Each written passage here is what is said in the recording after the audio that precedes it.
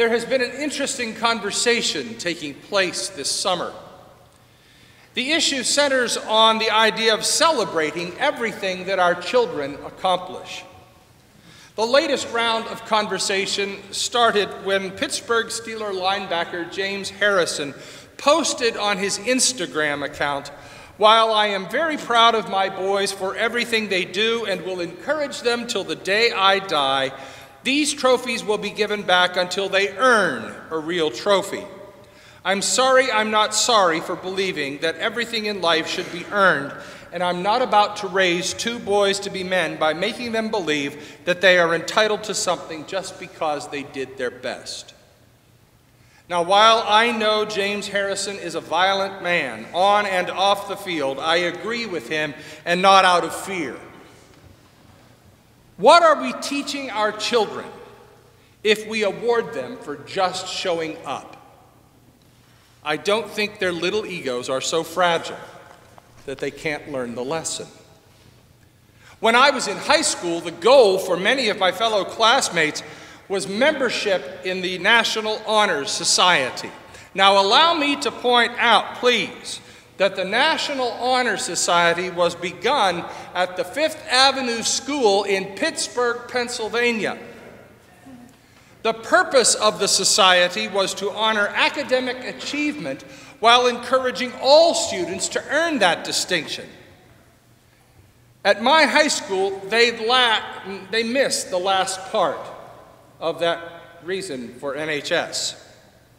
They congratulated and celebrated the students who made the requisite grade point average and pretty much dismissed everyone else as being something of a waste of time. Now, we could spend the rest of the morning discussing the merits and shortcomings of using competition as a motivation for raising children and educating children, but that isn't the focus for the morning. I was caught by the continual use of the word wisdom in our passage from the letter of James assigned to this day. Wisdom isn't a word we hear very much. We hear smart, we hear intelligent, we hear bright on a rather regular basis. But wisdom, and even wise, catches us off guard on those occasions when we do hear it. The word is found throughout the Bible. Boil it all down, and when the Bible speaks of wisdom, it is speaking of the search that lies at the very heart of human existence. Wisdom is the search for meaning in life. In the biblical writings, wisdom teachings fall into two categories. The first is a practical set of teachings, practical earthly advice, usually designed to teach the young on how they might obtain a successful and good life. Read Proverbs. It reads like a collection of fortune cookies. The second approach is to probe the depths of human anguish and suffering as they relate to the meaning of life, and usually to do that from a rather dismal and skeptical position. This approach embraces the existential questions and looks for purpose and meaning. In the Old Testament, the books of Job and Proverbs and Ecclesiastes are among the most well-known wisdom teachings. In the New Testament, the letter of James is the prime example. But be sure you get this. In the biblical tradition, wisdom means something completely different from being really smart. Wisdom can't be tested to be proven. You can't fill in the little bubbles with your number 2 pencil in order to demonstrate your wisdom. Let's go a little deeper. The opening question frames the argument. Who is wise and understanding among you? We might answer that question with the educated, those with advanced degrees, the leaders of the community, the leaders of the church, the captains of industry, the successful and prosperous. These are some of the ways we understand who is wise and understanding among us.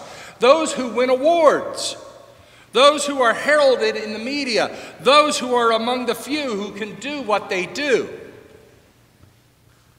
But James then goes on to show us the point of his teaching. The wisdom from above, says James, is seen and experienced in purity.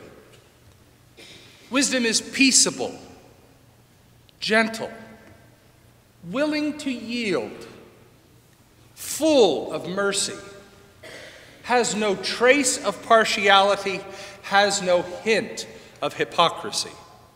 This is wisdom. These are the characteristics of those who are following the path that leads to God. This is the way that wisdom leads to life and blessing and happiness.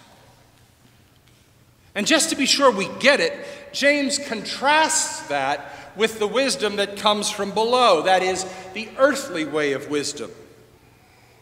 This form of wisdom is about bitterness, envy, selfishness, having our own way, being mean-spirited, practicing prejudice, and being two-faced.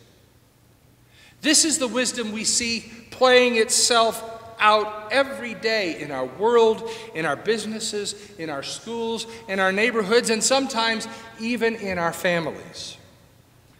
It is a wisdom that breaks down and destroys. It is a false wisdom that enslaves many and rewards the few.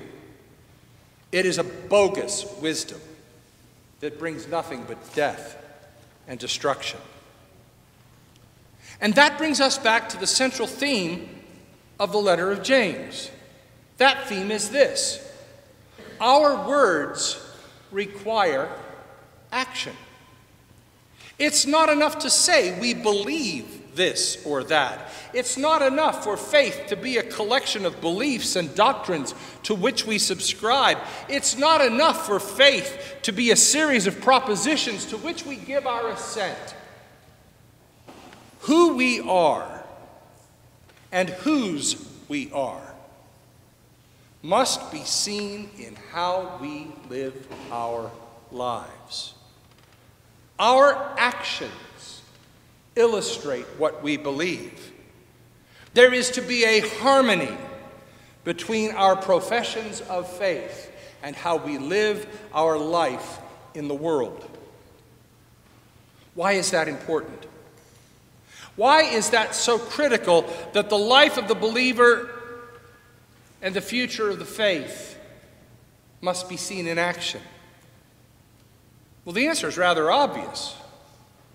When people see us, before they even know us, they see what we do. If our actions convey bitterness, envy, selfishness, mean-spiritedness, or prejudice, they will write us off. And if they write us off, they may well write off the God we seek to represent. I cannot begin to tell you how many times I find myself in a conversation with a disgruntled and discontented former church member and believer who walked away from it all because of an encounter with another person of faith who failed to live what they profess to believe. Some of those disillusioned people, thank God, find their way back to the faith in a community of believers. But many don't. We call them the nuns, N-O-N-E-S. And that is a great sadness.